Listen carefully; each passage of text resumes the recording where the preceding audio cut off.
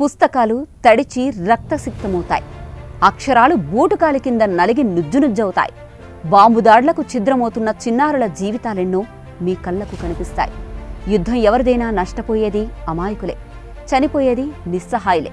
ఒకవేళ ఇదే యుద్ధం అణుయుద్ధానికి దారితీస్తే ఎప్పుడైనా ఊహించారా 21వ శతాబ్దంలో ఆకలితో మనుషులు చచ్చిపోతారని, తినడానికి ఒక్క బ్రెడ్ ముక్క కూడా లేకుండా విలవిల్లాడిపోతారని? ఇది కేవలం ఊహ కాదు, ఇది రానున్న కాలంలో జరగబోయే నిజం. మనం తినే అన్నం ఆకాశం నుంచి వచ్చే వెలుతురుపైనే ఆధారపడి ఉంది. ఆ వెలుతురే ఒకరోజు అణుయుద్ధం మబ్బుల్లో మునిగిపోతే పొలాలు వాడిపోతాయి, గింజలు మొలకెత్తవు, భూమి నిశ్శబ్ద సమాధిగా మారుతుంది. పెన్ స్టేట్ యూనివర్సిటీ శాస్త్రవేత్తలు చెప్తున్న ఈ నిజం గుండెను పిండివేస్తోంది.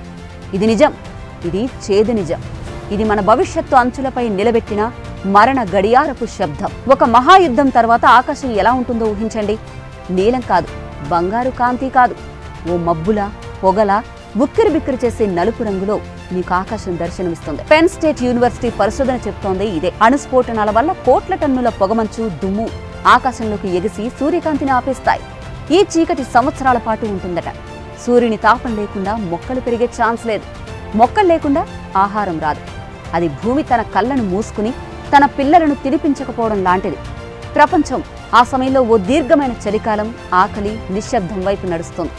ఒకప్పుడు పచ్చగా ప్రాణంతో ఉట్టిపడిన పొలాలు ఉండేవి, కానీ ఈ విపత్తు తర్వాత అవే పొలాలు గోధుమ రంగు ఎడారిలా మారిపోతాయి. రైతులు తమ పొలాల్లో నడుస్తూ జీవం లేని పొడిబారిన మట్టిని తాకుతారు. ప్రపంచంలో ఎక్కువగా పండించే పంట మొక్కజొన్న. ఇది మనందరికీ తెలిసిందే. ఇక ఈ పంట ఉత్పత్తి అత్యంత దారుణ పరిస్థితిలో 87% వరకు పడిపోతుందని ఈ పరిశోధన చెప్తోంది. రొట్టె కోసం ఏడ్చే పిల్లలకు ఏం దొరకదు. ఒక్క మాటలో చెప్పాలంటే మనకు అన్నమిచ్చిన భూమి మన వైపే చూడదు. అంతేకాదు, చీకటిని దాటి కొంచెం వెలుతురు చేరినా మరో శత్రువు ఎదురు చూస్తుంది. అది కనిపించదు, కానీ ప్రాణాంతకమైనది. అణుస్ఫోటనాలు మనకు రక్షణగా ఉన్న ఓజోన్ పొరను చింపేస్తాయి. ఈ ఓజోన్ లేకపోతే సూర్యుని యూవీ కిరణాలు నేరుగా భూమిని తాకి మొక్కల ఆకులు, కణాలను కాల్చేస్తాయి. పెరిగే అవకాశం ఉన్న పంటలు కూడా నశిస్తాయి. అప్పుడు అన్నం కోసం ఎదురుచూసే మనిషి చేతులు ఖాళీగా మిగిలిపోతాయి.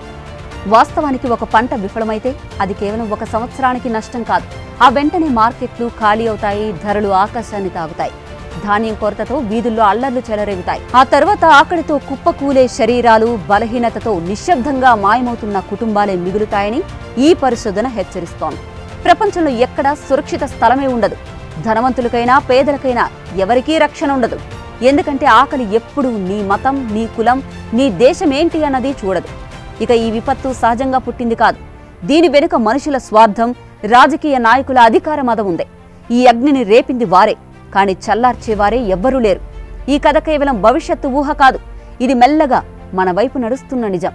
ఇంకా మనం మేలుకోకపోతే ఈ చీకటి మన భూమిని, మన జీవితాన్ని మింగేస్తుంది. ఇదండి సంగతి. మరి ఈ మొత్తం ఎపిసోడ్పై మీరేమంటారు? మీ అభిప్రాయాన్ని కామెంట్ చేయండి. This is Aruna signing off.